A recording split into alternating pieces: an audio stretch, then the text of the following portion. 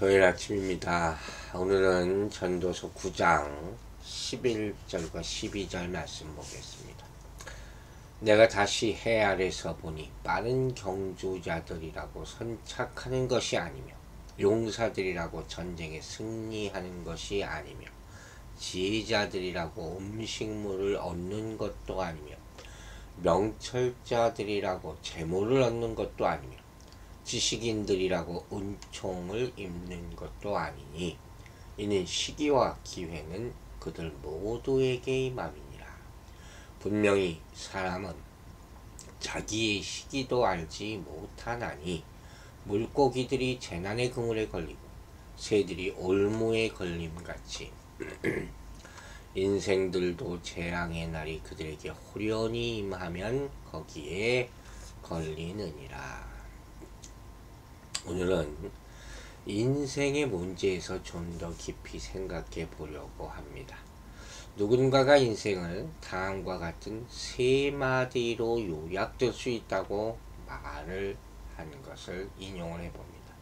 먼저 인생은 서두름이다, 급하다. 한국 사람들에게 보통 해당될 수 있는 그런 말이겠죠. 또 두 번째로 인생은 걱정이다. 평생 근심하고 걱정하고 사는 것이 인생이다. 우리 어른들이 다 그렇죠. 그리고 인생은 죽음이다. 결국 다 끝이라는 거죠. 또 어떤 사람은 이것을 이런 식으로 표현을 합니다. 인생이란 당신이 다른 계획을 세우고 있는 동안 당신에게 일어나는 것이다. 그럼 어떻게 생각하십니까? 결국 내가 잘 인생을 모른다는 거예요. 여러분은 어떤 말로 인생을 요약할 수가 있겠습니까? 지금 여러분에게 어떤 일이 일어나고 있는지 다 알 수가 있겠습니까? 아마도 보통 여러분은 누군가가 여러분의 목표를 설정하기에 놔두진 않을 거예요. 내 인생이니까 내 마음대로 사는 거지. 또 대부분 다람쥐 쳇바퀴 돌듯 인생을 산다고 여기고 있을 거예요. 아니면 정말로 훌륭한 목표를 향해서 매일 새로운 삶을 살고 있는 분도 많지는 않지만 있을 줄로 생각을 합니다. 오늘 우리가 보는 본문을 보면 우리들 어리석은 노력, 헛되다고 했잖아요. 거기서 벗어나서 심사숙고해서 좀 우리 인생을 바라보도록 하는 그런 말씀이 담겨져 있다 하는 것이죠. 이 전도자는 11절에서 인간의 또 다른 한계를 제시하고 있어요. 즉 성공과 재앙의 시기와 기회가 인간의 능력에 따라 결정되는 것은 아니다 하는, 즉 전도자는 3장에서 인생에 합당한 시간과 때에 관해서 이미 귀한 말씀을 줬습니다. 오늘 여기에는 인간의 능력과 연관해서 성공과 재앙의 시기와 기회라는 것은 인간이 마음대로 할 수 없는, 통제할 수 없는 것이다 하는 말을 합니다. 이거 이 5가지 예를 들어서 설명을 합니다. 그중 2가지는 육체적 한계에 관한 것이고 3가지는 지적인 능력의 한계에 관한 것이에요. 자 봅니다. 빠른 경주자와 전쟁에 능한 용사라고 했어요. 이 육체 능력이 뛰어난 자를 예로 든 거겠죠. 그러면 빠른 경주, 전쟁에서 능한 용사, 이 사람들이 다 경주에 이기고 전쟁에 이길 것으로 당연히 예상은 되겠죠. 그런데 실제로 인류 역사를 보면 이러한 사람들이 항상 이긴 것은 아니었다는 거예요. 예측할 수 없는 결과가 나타날 때가 있잖아요. 보통 사람들이 이렇게 얘기하거든요.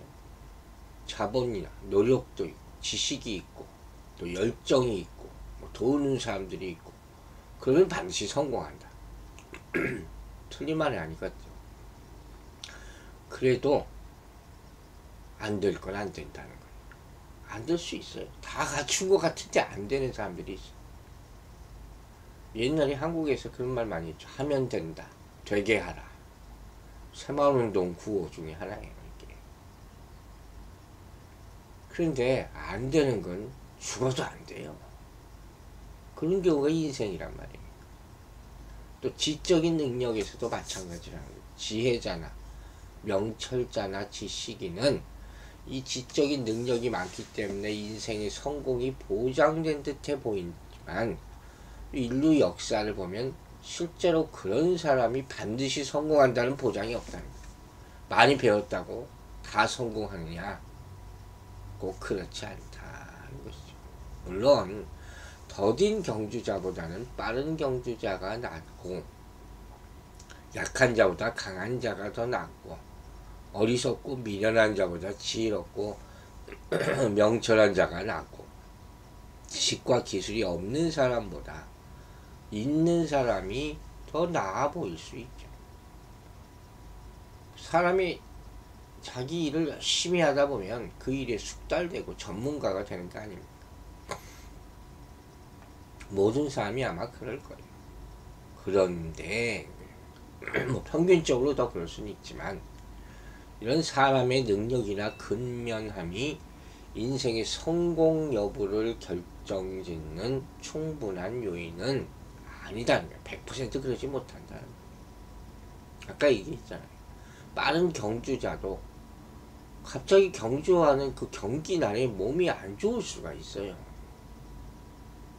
또 출발 시에 실수를 할 수 있고 달리다가 넘어질 수 있고 심지어 옆에 사람하고 부딪힐 수도 있고 옛날에 스케이트 하다 보니까 뭐 쇼트랙인가 그래서 금메달 딸 거라고 생각했던 사람이 탈락하고 이런 경우가 있다고요. 금메달 후보가 꼭 금메달을 따는 게 아니에요. 이변이라는 게 있어요. 전쟁의 승리라는 것도 군사력이 강하다고 이기는 것이 아니에요. 변수가 꼭 있더라고요. 옛날에 이스라엘이 6.1 전쟁에서 이길 줄 누가 알았습니까? 이렇듯 이 전도자가 말하고 하는 것이 무엇이냐? 인생에는 언제나 예외라는 것이 있다는 거예요. 이걸 얘기하려는 거예요. 그래서 겸손해야 된다. 여러분 인생에 확실한 게 얼마나 됩니까? 내가 여러분이 확실한 것이 얼마나 됩니까? 그런 거 없어요. 그걸 우리가 알고 살아야 돼요. 일어나야지 일어나는 거예요. 내 눈에 보여야지 보이는 거라. 끝나야 끝난 거라 하는 말을 하지 않습니까? 이런 것을 보면 인생이 재밌죠. 한편으로는 불공평하고 이게 또 한편으로 보면 공평한 인생의 원리가 이 가운데 담겨져 있는 거예요. 만약에 능력 있는 자들만 성공하고 승리한다면 이걸 공평하다고 생각하겠습니까? 불공평하다고 생각하겠습니까? 그죠? 그런데 능력이 있어도 성공하지 못하고 승리하지 못한다면 이것 또한 불공평할 수도 있고 또 없는 사람 입장에서 보면 공평하다고 얘기할 수도 있다는 거예요. 이게 재밌는 것이 인생. 이게 쉽게 판단하고 쉽게 기뻐하거나 쉽게 슬퍼하거나 이러지 말라는 거죠. 모르는 거예요. 사람들은 인생의 여러 환경에 접하게 될 때 서로 다른 방법으로 반응을 하는 거예요. 보통 일반 사회학자들이 이런 얘기를 해요. 제가 이제부터 말할 4가지 관점 중 하나로 우리의 행동을 요약해 볼 수가 있는데 그 하나가 바로 낙관주의자들이죠. 인생을 항상 장밋빛으로 보는 거예요. 참 성격 좋은 사람들이죠. 환상의 세계에 사는 것 같이. 그러니까 이런 사람들은 다 잘 될 거야, 잘 될 거야. 나쁜 것 같지 않아요. 왜 어두운 면이 이외에 없겠습니까? 그러나 그것을 먼저 생각하지 않고 꿈과 소망 위에서 인생을 사는 거죠. 긍정적인 거예요. 이 낙관주의도 문제점이 있죠. 바로 현실감이 결여될 때가 있다는 거죠. 현실은 정말 어두워요. 근데 그 속에서 잘 될 거예요. 혼자 그렇게 생각하고 살 수도 있다는 거죠. 그런가 하면 비관주의가 있어요. 비관적인 사람, 매사가 부정적인, 낙관주의와 정반대되는 인생을 사는 사람. 이 인생이 어둡고 우울하고 냉혹하고 항상 안 된다 하는 거죠. 자기 자신도 그렇고 세상도 부정적으로 보는 거. 이러한 삶은 뭐예요? 기쁨이 없는 삶이죠. 또 어떤 사람은 이런 사람들이 있어요. 모든 매사를 다 의심의 눈길로 보는 사람들이에요. 뭐 비관주의와 비슷한 것 같아 보이지만 좀 더 심각한 거죠. 그러니까 이런 의심 가운데는 신뢰라는 건 요만큼도 없어요. 인생 살면서 믿지 못해 모든 것을. 배신, 배반 많이 당한 사람들에 속한다고 할 수 있죠. 사기꾼, 거짓말쟁이들, 악당, 악한 사람들. 주변에 다 이런 사람들만 있는 거예요. 모든 사람이 다 그래. 믿을 놈 하나도 없다. 평생 이러고 사는 사람이죠. 외롭죠. 불쌍하죠. 또 한 가지 덧붙인다면 인생의 모습을 숙명론자 이렇게 표현한 사람이 있어요. 숙명론자. 인생이 그런 거죠. 딱 틀에 박혀 있는 거예요. 모든 관점이 고정돼 있어요. 어쩔 수가 없다 하고 사는 사람들이죠. 인간은 어떻게 할 수 없다는 거죠. 마지막 순간까지 그냥 내 운명이야 이건. 그냥 이렇게 사는 수밖에 없는 거예요. 옛날 분들 많이 그랬어요. 자기 운명을 그대로 그냥 받아들이고 조금도 저항하지 않으려는 것이죠. 이러한 삶은 단념, 절망 이런 표현으로 요약될 수 있는 그런 인생이다 하는 것이죠. 그래서 이렇게 낙관주의, 비관주의, 의심하는 사람, 또 숙명론자들 이런 모습들이 우리 인생에 보편적으로 많이 나타나는 유형이라는 거예요. 근데 전도서에 나타난 솔로몬의 관점은 지금 위에 말하는 거 어느 것에도 해당되는 것이 아니에요. 그런 삶을 살아서는 안 된다는 것이죠. 이 말씀은 뭘 말하느냐?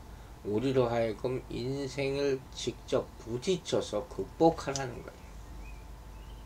피하지만 말고, 그냥 그러려니만 하지 말고, 원망만 하지 말고, 그리고 우리의 능력이 미치는 한 그 안에서 극복도 하고 변화도 하고 즐기기도 하고 슬퍼하지만 말고 그렇게 살라는 거예요. 우리 인생은 위에 말한 네 가지보다 더 복잡한 거예요. 어찌 보면 때와 상황에 따라서 항상 변하니까. 그죠? 그게 참 쉽지 않은 게 우리 인생이에요. 그리고 이제 12절에서 전도자는 재앙의 예를 들면서 미래가 예측 불가능하다는 것을 설명을 합니다. 뭐라고 표현했습니까? 마치 물고기와 새가 그물과 올무에 언제 걸릴지 모른 채 살아가는 것 같다. 그러다가 그물과 올무에 걸리면 어떻게 빠져나올 수 없잖아요. 죽는 거죠. 잘 날아다니고 있다가 잡히는 거죠. 그죠? 헤엄치고 살다가 사람에게 잡혀서 먹히는 거죠. 이것과 같다 인생이. 이 재앙이라는 것이 언제 누구에게 임할지 몰라요. 정말 모르죠. 그리고 그래서 호련히 그 재앙이 임하면 어쩔 수 없이 그 재앙을 당할 수밖에 없는 인생의 한계라. 누가 이렇게 되고 싶겠습니까? 누가 재앙을 당하고 싶겠습니까? 물고기가 잡혀 먹고 싶겠습니까? 이 말은 어떤 의미냐? 인생의 모든 일들은 시기, 즉 때와 우연이라는 것에 영향을 받는다는 게 굉장히 중요한 말씀이에요. 즉 사람은 갑자기 닥칠 재앙의 때를 예측을 하지 못합니다. 물고기가 그물에 걸리고 새가 올무에 걸리듯이 재앙이 갑자기 사람에게 임할 수가 있잖아요. 폭풍이 임하고 뭐 지진이 나고 이런 천재지변이 오고 또 이번에 이렇게 우리가 닥친 전염병 과학이 그렇게 발달하면 무슨 소용이 있습니까? 건물이 갑자기 무너지는 경우도 있고 화재가 나고 교통사고 이거 누구도 예측 못합니다. 또 기업하는 분들 파산하고 어둠 부도 나고 세계적인 경제 공황이 올 것이다, 인플레이션이 올 것이다 하는 예측들을 많이 하고 있어요. 그러나 갑자기 임해요. 다 우리 예상 밖에 있다는 거예요. 즉 인간의 지혜로는 한 치 앞도 볼 수 없다. 이런 면으로 볼 때 인간들은 완벽하게 무지하다 하는 것이죠. 이 재앙을 피하지 못하니까. 욥기도 보면 그렇지 않습니까? 그 의롭다는 욥이 갑자기 재앙을 당해요. 그 이유도 모르지. 이게 욥기의 주제잖아요. 이 가운데 우리는 뭘 깨달는 겁니까? 모든 일들은 하나님의 섭리 안에서 이루어진다. 이걸 알아야 된다는 거. 그러므로 우리는 모든 일들을 하나님 안에서 해결하려고 해야 돼. 맡기라는 거죠. 세상의 주관자 되시고 시기와 기회를 허락하시는 하나님의 지혜, 그것을 의지하라는 거. 때에 대한 얘기가 얼마나 잘 성경이 많이 나옵니까? 이 시기와 기회를 주시는 하나님이 그 모든 결과도 익히고 책임지실 것이라는 사실을 믿으시기 바랍니다. 나 혼자 못해요. 나 혼자 되는 일도 없는 것이고 사람에게는 우연이라는 게 있어요. 그게 당황하는 거예요. 하지만 하나님에게는 우연이 없습니다. 다 그분의 섭리와 계획 가운데 있다는 거. 그리고 그렇게 보면 지나고 나서 보면 하나님의 관점에서 보면 아, 이 일이 반드시 있어야 했구나 하는 것을 깨닫게 되는 것이죠. 그걸 알라는 거예요. 야고보서 14장 13절부터 보면 이런 말씀이 있어요. 들으라, 너희 중에 말하기를 오늘이나 내일이나 우리가 아무 도시에 가서 거기서 1년을 유하며 장사하며 일을 보리라 하는 자들아, 내일 일을 너희가 알지 못하느니라. 내일 일을 모른다.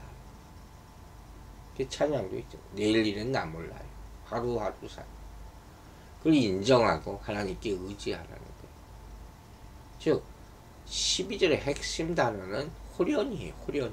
갑자기 우연이라는 거예요. 우리는 언제 모든 것이 일어나고 끝날지를 말할 수 없어요. 죽음에 대해서 인생의 모든 활동에 대해서 말할 때도 내 말에 현실감을 느끼게 하는 방법을 알고 있어요. 궁극적으로 하나님만이 성공이나 실패를 가져올 수 있는 분이시고 인간의 노력이라는 것은 그 끝을 모르는 거예요. 열매를 맺을 수도 있고 맺지 않을 수도 있다. 하나님께서 궁극적으로 모든 것을 주관하시고 인간의 위치라는 것은 그분에 대한 순종, 이것이 되어야 한다. 그래서 오직 하나님의 은혜 가운데 삽니다. 이런 말씀이 나오게 되는 것이죠. 여러분, 지혜라는 게 뭡니까? 우리 인간이 생각하기로는 세상을 편하게 살아갈 수 있는 직업을 택하고 또 빨리 승진하고 돈을 잘 벌 수 있는 아이디어, 이런 것을 지혜라고 말하는지 모르겠어요. 요새 또 비트코인 때문에 난리가 아니죠. 참. 그런데 보세요. 이런 건 다 뭐라 그러지? 잠깐 즐거움을 주는 것에 불과한 것.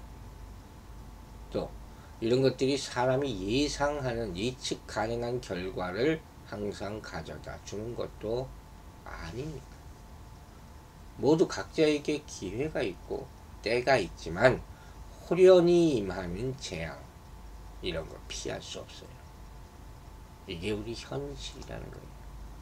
진정한 지혜는 우리에게 영원한 생명을 주시고 또 삶을 주관하시는 처음과 끝을 아시는 예수 그리스도를 알고자 하는 것이다 하는 것을 알아야 됩니다.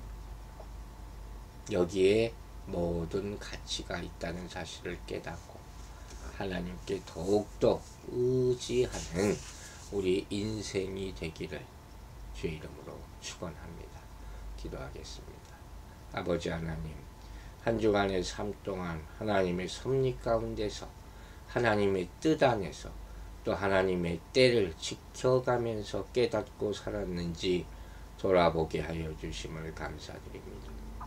이런 말씀을 대하면서 우리보다 우리 인생을 더 잘 아시는 주관자 되시는 하나님 앞에 엎드립니다. 우리 삶을 더 조화롭게 하여 주시고 모르는 가운데 하나님께 의지하여 깨닫는 지혜를 허락하여 주셔서 우리가 예측할 수 없는 일들이 호련히 일어날 때 놀라고 낙심하고 당황치 말게 하여 주시고 우리 인생의 모든 것을 디자인하신 하나님의 뜻에 따라 순종하게 살게 도와주시옵소서. 그래도 힘들고 어려운 한 주간이었다 할지라도 또 기쁨과 슬픔이 교차하는 그런 빠른 한 주간이었다 할지라도 이 시간 주님 앞에 이렇게 나와 묵상케 함을 또 평안함을 주심을 감사드립니다. 내일도 거룩한 주일을 맞습니다. 오늘 하루도 경건한 하루가 되게 하여 주시고 예수 그리스도 안에서 정말 주님을 만날 준비를 하는 귀한 시간들이 될 수 있도록 축복하여 주시옵소서. 우리 성도들 건강 지켜주시고 내일 기쁜 모습으로 건강한 모습으로 모두 만날 수 있도록 축복하여 주시옵소서. 감사드리며 예수 그리스도의 이름으로 기도했습니다.